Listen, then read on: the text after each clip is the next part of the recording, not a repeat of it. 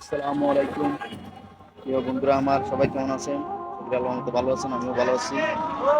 তো আমরা মুসলমান হিসাবে যে কথাটা বলতে যাচ্ছি আজকে ভিডিওতে, তো মুসলমান হিসাবে হিন্দুদের পূজা তো হিন্দুদের উৎসবে না যাওয়াটাই বেটার। কারণ আমি একজন মুসলমান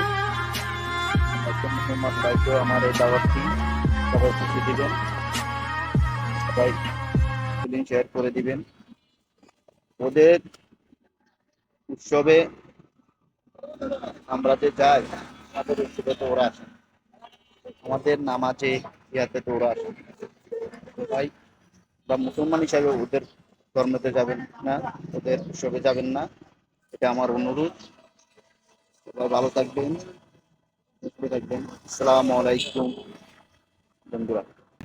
কালকে রাত্র আমি আমার দুইজন ভাইকে দেখতেছি যে রাস্তা দিয়ে যাচ্ছে আর বলতেছে যে ওদের উৎসবে যাবে। তো ভাইয়া, মেহেরবানি করে আমার বন্ধুরা, মুসলমান আমরা যারা, তারা কি ওদের উৎসবে যাবেন না। তা ওদের উৎসবে গেলে আমাদের মুসলমানদের খাতা থেকে নাম কাটাবে, বুঝছেন? আমরা যে মুসলমান, এটা মাথায় রাখি।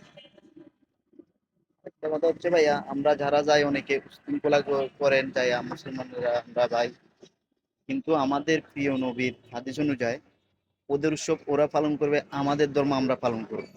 ওদের উৎসবে যাই আমরা কি ওদের জামাত করার দরকার নাই। এটা আমার অনুরোধ আমার প্রিয় ভাই বন্ধুর কাছে, কেউ ওদের উৎসবে যাবেন না। আসসালামু আলাইকুম।